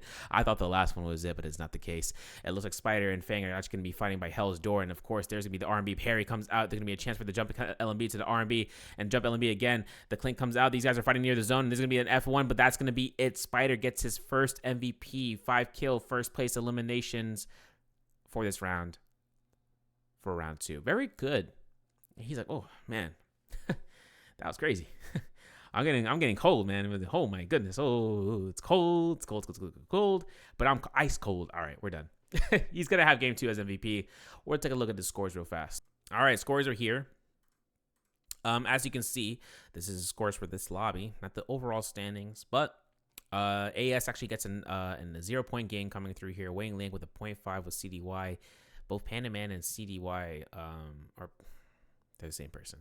Both CDY and Wang Liang both getting a 0.5 game. It's tough, but we will see. It could be a bad game, right? It all comes down to the end. XXY and Akame and Wei Shi though 1-1-2. T225 with 2.7, 4.1 for Mike in 5th place because he only had 2 eliminations, but he got some placement points coming up there. JDG's to Sheng though, 3 kills, 5.4 points. Xen with the 4 kills, 5.8 points. 6.2 for Fang this round, and 10, an even 10 for Spider. Very nicely done for these guys to kind of get those nice points. This is now a little bit more what you can kind of see. Excuse me. More what you can see across the board. Overall standings, I mean, we're just going to brush over it. Akame with 1 so far, 2.5, which Exen and 5.8. This is the bottom of the 6. So these guys are actually going to be able to just try to climb up here if this is their first day playing, because this is how it is right here, right? Fang through Akame are actually going to be in the bottom of the 6 for their first day playing, but this is only after 2 rounds. This is where it gets interesting, the middle of the 6. So Reishishi, right, hasn't been able to play today, but AS and XXY, AS hasn't still accrued a point today, and this is his second day playing. He needs to try to confer to try to get to the top 6 and working this out, because 15.9, that's all he's got from day 1. He hasn't earned a single point yet, but any game could end up being an 11.1 game. It's just basically part of the system. But XXY 3.8 so far for today, and then off into the top 6 bar standing, you're actually going to see GG going to be working them out for those points between Shaw's day. He already played for first day. He's going to play to day 3. But 9.5 for Wang Liang here for his day 2. Spider with the 12.7. 5.1 so far for Panda Man. And 10.3 for Mike so far. So, I mean, this is now going to be more of the, we're going to get into round 3 for the Sunny Time Holoroth map. But let's see how the boys are going to be choosing the characters for that last round, or for the 3rd round, before we get into it for the end of part 1 for the recordings. In just a second, we're going to start round 3 now. All right, now we're back here for round 3. Beginning here to the first round selection, we are going to see, and what can I say? This is a pink world out here in Holoroth. And, Akuma is like, yeah, I figured. Excuse me. Shuishi actually choosing Shayol. Yo, these players are really wanting to see if Shayol works into this map. I don't think it's the case so far. I mean, remember, you gotta find, once you find that crux and you find that line, you can catch it. Oh, I saw Wuchen. Karumi, don't you dare, Mike. Mike, you really trolling out here, dog? Hottie, don't. Yeah, okay. Yeah, Fairy Shen. Yeah. I know you trolling. But, Fairy Shen, with one Tessa actually from Wang Liang, and into this final pick, a Takeda from Spider locked in Takeda that fast. It actually has locked in Takeda that fast. Justina coming out from AS, coming out from this end. Wolves is going to be Tessa, and another Shayol coming out from Fang / Akuma. Yeah. Yeah, Spider is mentally getting himself prepared for the Takeda game. I mean, Takeda in the role against the Ping Yings and Farius Shen's it's difficult. I mean, you got to remember, if he tries to go for Fear and Desolation, aka F3 into the ultimate for V1 and confirms for an infinite, he's going to catch them out of their guys and they're not going to be ready for it. That's his best case scenario. But he needs to burn their F1 before he does that. And even to then, the extent, he needs to be able to use his F1 or his F3 V1 against the pings as an overwrites position. I mean, the sedate little pops, he can catch him through before it reaches him for a knockback, and then he can continue his infinites. I've seen him done the longsword infinites with it. I've seen him done it with, with the majority of the weapons that he's able to get it done. But I'm looking at the kits. Yeah, these ultimates are pretty standard. I'll be honest. No one's choosing a V2 Zipping Ying, though. Surprisingly, even though after Spider actually conceded winning at that round with the MVP with the V2. AS is choosing V2 V2 Justina, so this should be a good chance for him to actually grab some quick blue focuses and whatnot to set himself up. But I mean, the choice picks here are pretty substantial. We're gonna see a full 180. A full 180 for the next round. Zhui Shi's holding on to Zipping Ying pick, I'm assuming, because he's holding it on for Morris Isle. And it looks like he wants to make sure he does that, concisely to try to force out the pushes from his enemies. If they want to try to upset him with using their ultimates for damaging, that's the main reason why he's holding on to this pick for the next round. So, I mean, I'm not going to count him against it. He did a good second game. This is his first game playing too, so he still has day 3 to work towards. And looking at the spawns here, this is sunny. Big reminder. We are going to see some spawns over by the Moonfall Pass, though. No one's in Yushan Ruins. It's dark. It's damp. All you can see is wolves, a CDY over there. And then with T225 actually spawning at the Igneous Mound in Pinnacle Town for DRG's Akuma. It looks like JJH's team is going to have... Why are we looking at empty spawns? Don't worry about it.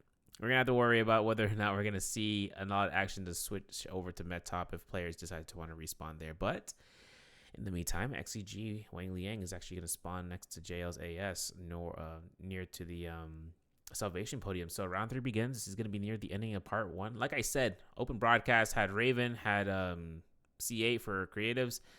Watch broadcast if you guys want to get the full experience with the VOD. This is just, like I said, another pair of eyes and looking through it as an NBPL caster. But we are going to see Spider actually locking himself against Mike here. Mike going to be looking to try to chase this out here. Spider's quick to try to escape through the building. He does not. Oh, my goodness. Gets a blue weapon off the rip.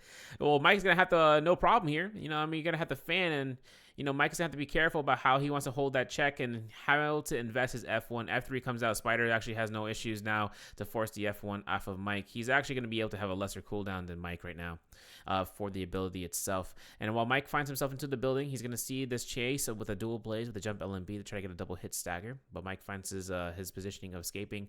This is going to be a ring around the rosy and Moonfall Pass, and Spider loses the building opportunity and the advantage. F1's back up for Mike, so he's going to be having that available here if he needs to force it out. Spider finds his chance for the F3. Mike has his F1 to use in case he gets caught out from a blue focus or anything otherwise, like a parry.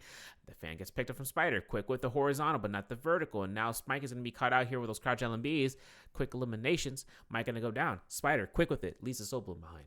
Obviously, he needs to make sure he has an insurance policy for the future. In the meantime, CDY over by the Pinnacle Town is going to find T225 into an uppercut position with a jump LMB. If an F ability hasn't been casted out, T225 is going to look to try to get it now. It's not going to happen. CDY picks the elimination up, and he's going to have that Soul Bloom to actually initially pick it up because it's going to be so busy here that he knows everyone's going to see the Soul Bloom. And plus, he knows there's another opponent here, DRG's Fang. Over to the med top, over to the Fortress of Kaviani, we're going to see Wang Liang up against AS. We're going to see a horizontal be baited out here, while AS is going to be looking to try to force himself into this Cigar Rushable position. AS actually rocking himself as Justina. And so the V2 is at 40% ultimate. AS is looking at Wang Liang like, I have no issues about fighting you. But the F1 comes out. Wang Liang does have an ultimate ready to go. Casts it, denies AS any sort of position here for a clink. AS is going to look for a parry. Oh, Disenchant is beautiful, baby. And he's actually going to have a chance here to actually lock Wang Liang in a spot where he's not going to be able to have much advantage here. This clink comes out for the F2. The Scare Rush misses his target. AS finds his ground position and getting into the buildings if he can for Scare Rushes. Catches Wang Liang. Wang Liang gets a counter grapple and gets a couple hits off the end into an immediate stagger. The clink comes out, and this R&B chase is going to be all that he needs. The ultimate's ready for Wang, but he doesn't need to use it at this point in time, and he can leave the Soul Bloom down, because no one's really going to go down to the bridge. XXY finds T225. He doesn't continue the gold focus hit for the multiple amount of hits for quick damage, but T225 finds his... This is interesting. These guys are swapping between armory, and I'm not sure if they switched their weapons, but XXY has his hold check coming out for the R&B and into a purple focus. It doesn't stop the pressure coming in from T225. He picks up his first elimination. And he actually can lead the Soul Bloom here. I'm not sure where this first zone is actually going to end up closing out from, but T225 will need to make sure in remembering where the Soul Bloom is. It's not going to be too difficult considering it's next to a portal. You can just mark it on the map and know exactly where it is. Suishi, though, into the Metop. He is going to have himself to lose out his first life when he was fighting earlier. But, you know, looking so far so good. Metop is a gold region, so more tropes going to be available. But it looks like Wang Liang up against Spider is going to force Spider's ultimate as the Fury is going to be available. And the enchant, the disenchant, it's going to happen. There it is. Chance for Spider to catch out Wang. Free R&B comes out here, but not for the confirmation of the kill. Just more so about the Fury and to use a pushback. And you can see the Shades actually being deselected. Wang Liang knows he's not going to live here for much longer. And he's going to save whatever crucial J's he's got in his slot. That's very important to note on mention. You see how Wang Liang just went ahead and just decided to say, I'm just going to drop these Jades. It's because he wants to confirm whatever majority Jade he's got in slot to keep that onto standby. And when that comes through, Spider's going to go to the shop. 2 eliminations for Spider so far. Climbing nice into the ladder for the first 3 rounds. So into the 3rd round, I should say. Nice beacon draw coming out here. But Mike, you kind of cooking right now. You made her move. Yeah. Yeah, XXY had an ultimate cast on purpose to be for a reason there. It's just, you know, Mike knows exactly where he is. He can hear where the bell came from ringing, so he knows in the vicinity. He's going to find a Farius Shen who's not going to be healing at all because there is no supplies for XXY. I'm not even sure if this is XXY's last life. It shouldn't be, question mark, but he is getting chased out here like to Kingdom Come. And, of course, Mike finds his jump LMB. And looking for try to find these R&Bs. He's actually going to be going to Scare Rush to chase position XXY out of here. And as XXY looks to try to just jump LMB his way to victory, Mike is just going to keep the pressure on. And of course, he misses his chances actually going for a Scare Rush here. He's going to go for it again. This time, though, XXY is going to get caught out here with the jump LMBs from the longsword. It's not going to happen. But I do see that Mike actually is going to be committed to this fight. And there it is. Ooh, F1 is going to be preemptive. And we're going to see XXY actually distancing a little bit further. The gap is a little bit more there. But Mike finds himself at a full health target for armor as XXY finds a blue one on the spare side. Maybe that was Mike's the whole time. I'll stop. But XXY finds himself in the spot grappling away. And putting out the stops about the chase game that is going to be his best proposition with his target that's chasing him, his hunter, I should say. And everything coming out of XXY's inventory is going to be depleted for inventory for supplies. Actually, if you guys didn't notice, XXY was picking up supplies along the route of escaping. So while he was actually getting chased, he was just making sure and covering his grounds for a means for reset. And Mike was. Mike is now having to fight a full health target now coming out to this end. This is going to be a fight. Hold check comes out. It's going to be successful for Mike. Mike has to worry about whether or not he's going to catch himself in a neutral or for a parry. Let's take a look at the scene. There's the F1 investment. Mike has now full control into this fight for a V3 beacon. Iframe dodge comes out from XXY. Huge confirm. But XXY does not have ultimate ready just yet. We're going to see this hold check coming out here for the blue focuses. Horizontal confirms. Again, XXY losing a lot of armor. As a result, the uppercut confirm is there. And that's going to be a free kill for Mike to get elimination for XXY. Final life for him. Mike's first kill, though. Soul Bloom is saved. 15 seconds until Romiang. He's got enough time, but T225 rushing into the Romiang, to the bell. As long as both of these targets reach the Romiang portal fast enough and enter it, if Mike does not enter it fast enough, he just eat his Soul Bloom. If he does enter and lose, he can just pick up that Soul Bloom back into the realm. after the Romulan depletion confirms its effect. But of course, Mike, he's going to have a chance here to try to get into Rome, and it's not successful. So with that being said, maybe Mike goes back to his original plan. We'll have to see. Wang Liang versus Wei Shi, from FPX, and then JDG Shishang, I think, versus KLA's T225. So with that happening, FPX's Wei Shi finds himself for musket shots and actually using the chance of using those mid-air walks and actually getting those neutrals if he can. Wang Liang actually looking for those scare rushes, though. Wei Shi, he's focused. He's stone cold focused. You can see him looking to try to anticipate the vertical from the longsword. There's going to be an R&B. There's going to be ultimate. V2 is actually a perfect opportunity here for mid-airs, and there it is. Catches his opponent. Very clean. Oh, so clean. And Wang Liang gets the V1, and it gets iframe. Jui Shi is anticipating this with a grapple strike into the bump. And oh my goodness, madness. It's exasperated madness. Jui Shi puts himself in a position like that. Oh, I gotta watch it again. This is why I love, Wait a second. Hold on a second. We're gonna see this right boom, bam, bop into a Meska shot. Clean. This man, look how cold. You see his face? No reaction, bro. This is his first time into the NBPL that we've seen him, and I saw him in the scrims and the leaderboards. I'm like, man, this guy is cooking right now for his leaderboard placements. And I was looking at the scores. I'm like, yo, who is this man? Like, I got a really big question about who this player is because I wasn't able to watch him so far, like, as much as I was kind of hoping for into those scrims. But I got a chance to see the scores over and over, and I'm like, wait, this guy's at the top of the bar. Like, what the heck? Mike gets a kill off of AS, though, outside of Romuang. T225 against Exin actually wins out his Romuang finally. We're going to get a replay off of that. I know we are. But I'm actually curious. Is T225 going to pick up Vermilions or White Tiger's prowess? Wang picks up his Soulbloom. Surprisingly, CDY Panda Man didn't see that Soulbloom to deny Wang Liang his right of ridding the Romuang depletion. Interesting. Vermilion Burst Might, though, is going to be available. Jui Shi actually has Gold Nunnies now as a Shayo. Oh my goodness, man. He's cooking. This is his first elimination done the Romuang, so he's going to have to really look towards and finding someone. Oh, T225. Hey, how's it going? You could fight him. I say could. Is it a Kurumi circle? No. Fang is actually going to be in the distance over there. You can see him in soul form.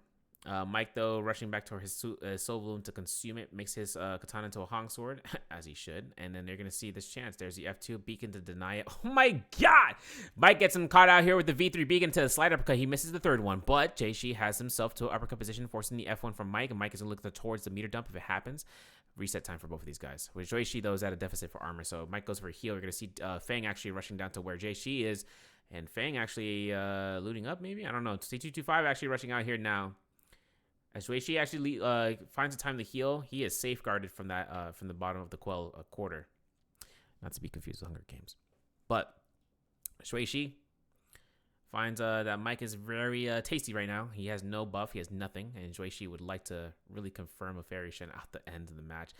Beautiful R&B blue focus coming out from Mike as the vertical gets released. But T225 finds a blue focus against Wei-Shi, eliminating him for the Vermilion Burst Knight. Now, Mike finds his chance here of getting a cling off of T225. He's going to have to commit to this fight. That's a parry. And it's a one-hitter parry, so it's really going to work in T225's favor, so no combo breaker. But there it is. V3 beacon to push back both of these opponents between Fang as well as for T225. And the ultimate comes out from Mike. He's going to the sky. Keeps himself safeguarded. He's going to have time to reset. And, of course, T225 is like, hey, I'll play chicken with you if you don't mind. Not what T225 kind of hoping for. With Mike getting fully resetted here, that's the main purpose of this ultimate and keeping the pressure for enemies. He has one last booster jump. Gets a cannon mode in a nice area. Hits T225 for one shot. Can't go for the second one. But Fang, he sees him. Doesn't hit him. Gold Hong Sword for Fang into the distance. So there's T225 rushing the chase down, the beat down if he can. The nunchucks gets those staggers. Scare rush for Mike with a dagger. Quick as can be. Goes straight for it. Ring around the points. And then he can actually put himself into a building where he can succeed distance away from his fight. And then he actually might cause a fight between T225 and DRG's Fang, who is just right there. It's like Mike this season took Akuma's energy for himself. Let's be honest. Exen, though, gets a kill off of Wang Liang, immediately eliminating him from with a bow shot. And we're going to see this is going to be over by the Jin Armory. Now, Exen actually sees that Soul Bloom. I'm not sure if he's going to try to go for it and try to rush it down to pick it up. I mean, you might as well. There's too many opponents around here. Why did he jump 3 times? Why did he jump 3 times? I mean, these are homies though, so you know, there's literally no bad blood. There's no attention for anything of that sorts. But Exon actually finds himself in trying to find a body. Why is he jumping 3 times? What's the tech behind that? I'm sorry. T225 won this Romy Yang against Exon. Look at the scale rush, clean LB. Force the F1. Ooh, nice 180 from Exon there. Phoenix Blast though revealed.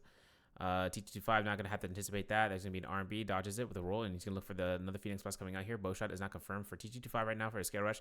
He's trying to go for an uppercut, confirms it. R&B release doesn't hit the second blue focus. Exon actually having a delay there and trying to walk back up. I did notice that coming out from a lot earlier from other matches. Carousel is successful though.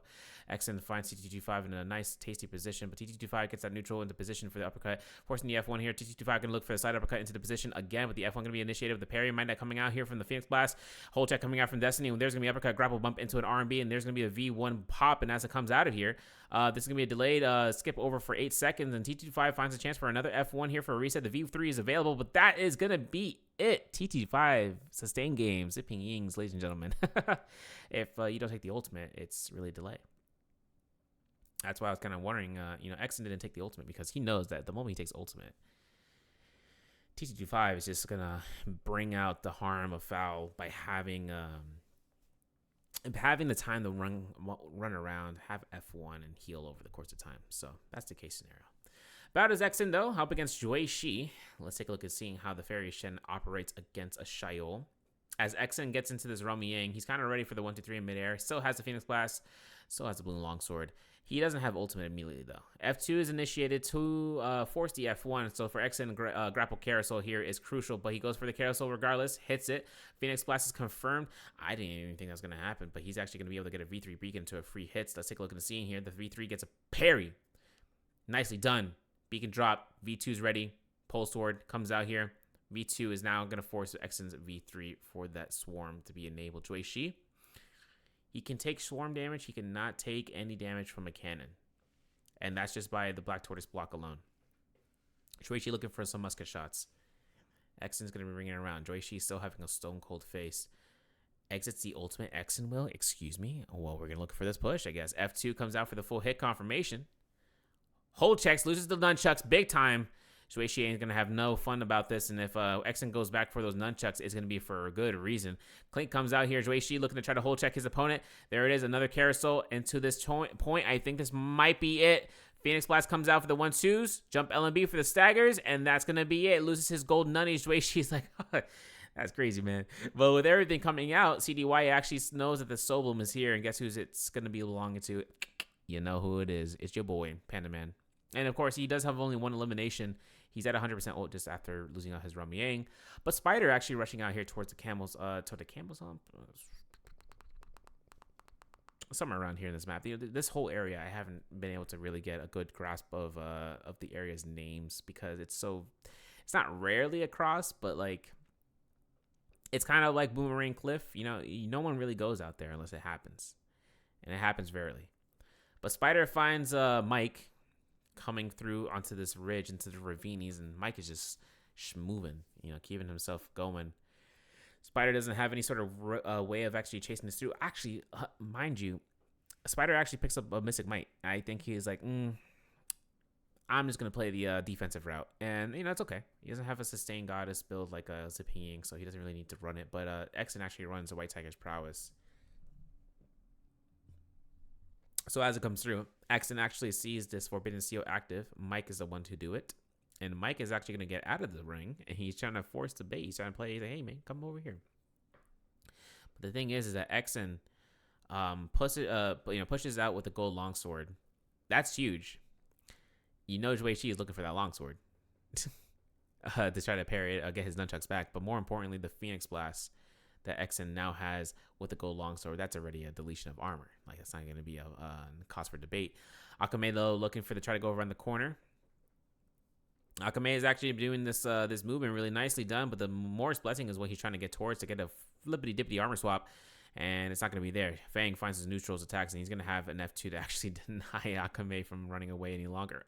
Fang didn't actually cancel his ability early to get a reduced cooldown, so we're going to have to see how that works out into the later ends of being able to catch his opponent, and if not, Jui Shi chasing on T225 for a Clink.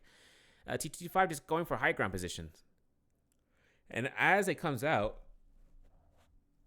T225 really just looking to release all those blues as he can into this par. Jue Shi is going to try to flank him around 2 minutes before Rumble Yang depletion actually ticks into place. 8 players still alive, and he's gonna back off. There's too many buildings for that dagger user to be able to scare rush off of. He knows that. He's like, I can't take that chase unless someone fights this. And in that part, that's going to be me. But a bow shot comes out from the back line. I'm not sure who shot the bow shot. 20 seconds until the Mystic Bite is done for Spider. Akame, though, going to be coming out here. Gets caught in the grapple midair. We're going to see an F1. We're going to see the F2 be successful combo attacks. And Akame actually going to see a 1-2-3 coming out from Joichi, who loses it. Dual Halberds picked up the V2. Perfectly timed for a third party. Loses 2 blocks, has 1 left. And you're going to see an ultimate coming out from Akame as the way to deny. The V2 is now going to be fully exhumed for the ability usage for the Black Tortoise blocks. Shueisha has nothing to defend himself now. And Fang finds himself in a bad spot here. The rubber band comes out. The V2 is still available for Shueisha, but he cannot use it unless he is going to try to reinitiate a fight. And with Fang having ultimate ready now, there's not even going to be a chance. Exen, return to sender. Jump, jump, jump. Finds his chance of actually picking up those eliminations into the target that he's actually going for. Exen actually going to go ahead, have a gold longsword.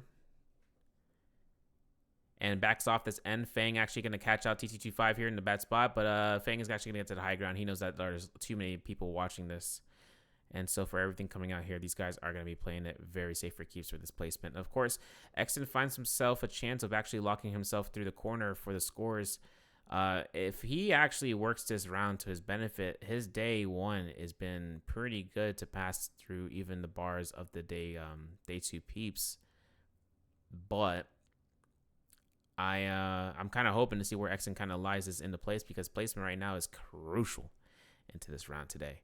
So for that, Exen will wait this one out. He has a potential of holding down the fort later on. He's got advanced heal. He has the supplies for this push to negate the pressure coming out from enemies. But the Gold Morris has spawned in, and guess who's picking up Mike? Actually, you know what's crazy about Mike, right? He walked up to it and didn't even attempt. You know, it's like everyone's trying to get the gold armor, and they're like, no, I don't think so. I'm not leaving without Cortana. And of course, you know, they're going to walk away from that. And the Cortana is the gold armor, because the Spider takes the chance of actually picking that up. The Pole Sword gets picked up, though, as well for Spider. So if he's going to play the Takeda shenanigans, play the shenanigans. I mean, the gold Pole Sword actually might have not even been picked up by... Okay, I lied. He picked up everything, bro. How does Spider get enough time? How did these guys, like Mike, he walked up to it, didn't able to get it. TT25 tried to go for it, or Fang tried to get it, and gets knocked into a scare rush for the dagger or the grapple strike to lock him away from it. And Spider just walks up, it's like, hey. You know, he's like whistling like he's in a TBS show or a CBS show in the 70s. You know, like, wouldn't it be nice? You know, but everything comes out from Mike here into this corner. Fang finds him. That's a siphon technique actually active for Mike here, so he's actually gonna get some heal back when he's fighting this out.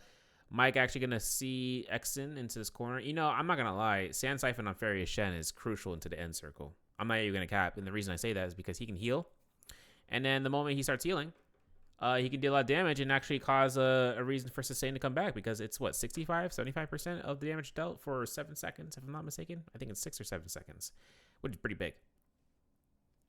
And we'll have to see how that actually ends up. Bow shot's going to be Exen's favor for a common rarity. I mean, unless someone has range resistance, you know, you're going to have to see that. But Exen actually looks for his way. High ground position, man. Take it with a grain of salt. If he has Blue Moon, I don't think he has Blue Moon too. But if he does have any of the Jades for his weapon selection, like Flying Kick, he could actually just do a phenomenal amount of pressure against enemies.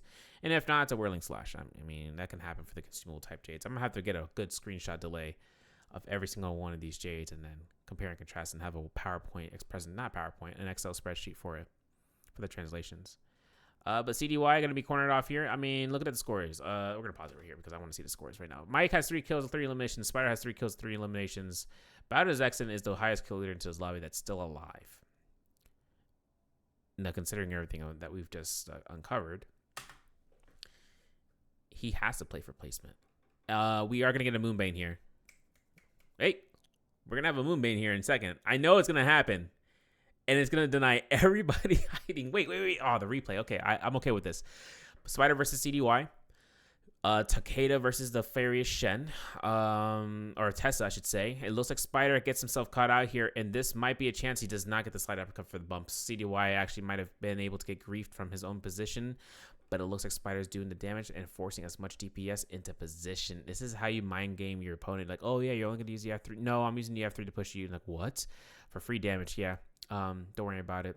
And uppercut doesn't confirm here. Musket shot to the musket shot. He's going to look for another Furent kill for a musket shot. He's missing these shots. That's why we're in Rocket Blade Point melee players, not FPS players. But he is scared rushing out. He's looking to try to get that musket shot again, most likely, and goes for the dagger. Switch over again. He has nothing to actually catch CDY. Until now, the RMBs. Okay, he chased him out. And there's the Moonbane, as I mentioned. Everyone actually had to move to go into the northern region of this. TT25. Pistol weighing Mike. F1 is now down from Mike. Has V3 beacon. We're going to see the pistol shot again near the Moonbane, guys. You know what's going to happen, guys. You know what's going to go through here. Mike actually, remember, like I said, the siphon technique. If he actually can pop off a heal here and distance himself away from this fight, he can actually get some damage back from dealing damage to his 10 enemies who are pushing him out. Let's take a look at the scene. So with this being said, Mike gets into Sky cannon mode. Hits cannon. Boom. Look at his health bar. It literally went up for 250 HP to 350 HP, if not mistaken. So he's actually able to get these heals off because of that. And now he's actually going to be able to get full reset nearly to this point. And he's actually putting pressure on Fang with these cannon shots and pelting him out. And look, CDY is now quick to hunt Exen, though. I'm looking at Exen. He's looking to close gap towards CDY and Fang, but Mike and TT25 are actually going to be fighting this out. Scare Rush to position himself, and a Tessa ultimate of near maximum distance for Fang. This is dangerous. He's got V2 though. Disenchant. Okay, maybe not disenchant, but that pistol shot was massive from CDY. As Fang actually looks to try to go for a reset here for a little bit of itty bitty armor, he does have V2 still active, so if anyone tries to stagger him, it's going to be cause for issues. Under 4 minutes left. Exen actually has his longsword to work in his benefit here if he wants to push someone out, like Mike, for instance, who does have that siphon technique. And there it is. One hit off the end. What just happened there? I'm saying there's got to be either a visual bug or an actual bug, because look at this.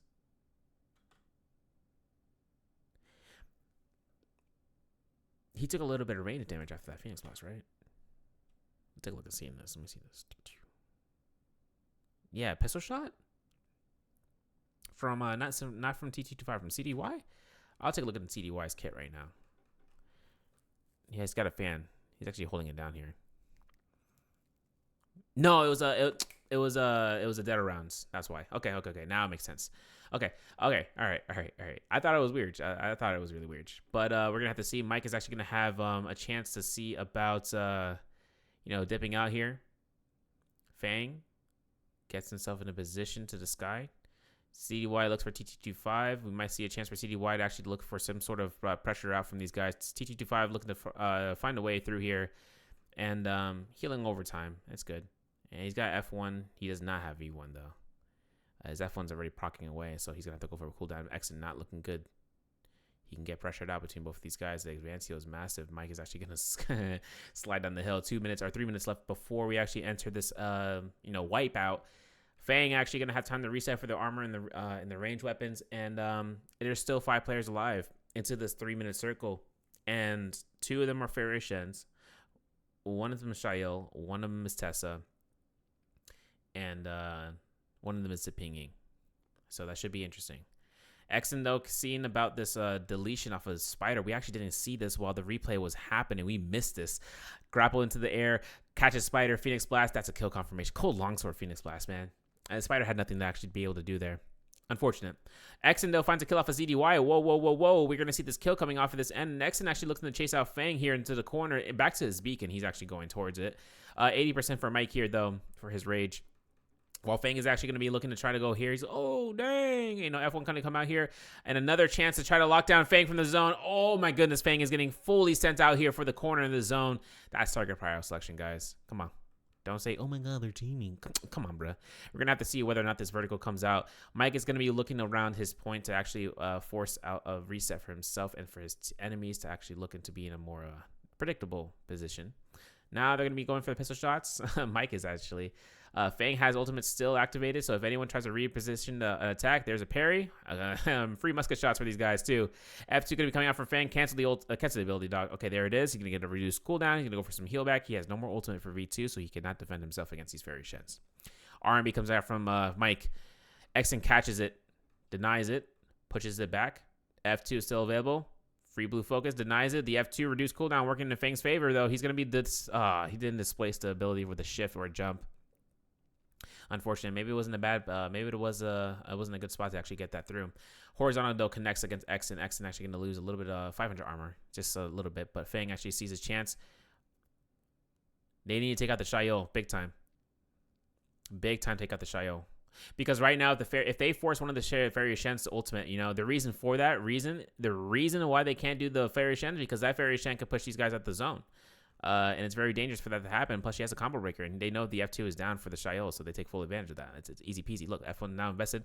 There's going to be a V3 beacon. Is it going to be allowed? There's a beacon drop to extend this into the R&B to the zone. We're going to see another V3 beacon drop, and there's going to be a chance for the Exen to actually can eliminate Mike, who's going to go for the R&Bs. And there's going to be a chance for the beacon drop from Exen if he can't go for the musket shot, and there it is. Going to be to go into the zone. Mike's waiting this out, pushes him away from it, and that's going to be it. Mike gets his elimination. And of course, Mike's going to have 4 eliminations first place, 3 ranking points with a 1.4 multiplier. We're looking at 7.2 point game if that is kill leader position, but I think Exen actually has MVP.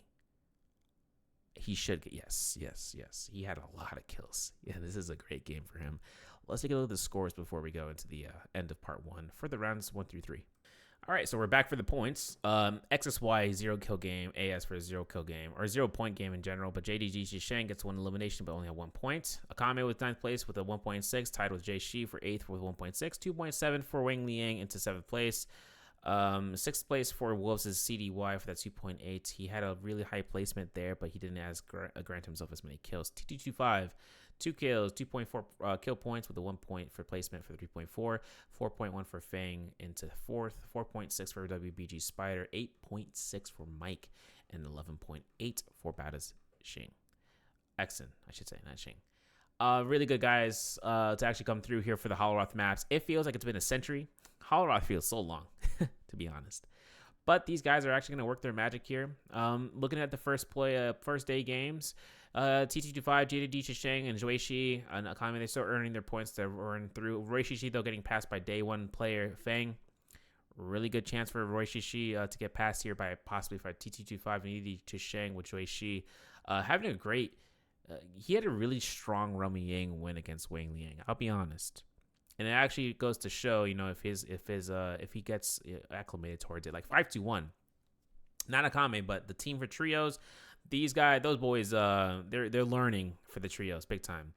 Day 1 Frostivus, he's going to be the 12th place. He is, I think, gatekeeper right now for these players. 13.9, tied in with the Paste, who's also for the day 1 play with ALL's Jux art. Not ALL's Jux. TE Jux actually having 15.7 for his day 1. AS still hasn't earned any points. He's really having a hard time here. For his day 2, he still has Morris Isle to work with. Anyone can get an 11.4 game. I'm just saying, he can work with it, and it can happen. It can happen. He just have to. If it's just rage-based ultimate, then that's what he's got to work with. Exendo first day game, he's already in top 8. So he still has a lot to work with the next 3 rounds, and he also has day 3 to work for as well. And JJH is XXY is actually trying to keep his points up, but his day 1 is a lot better than his day 2 so far. Let's take a look and seeing about the top 6.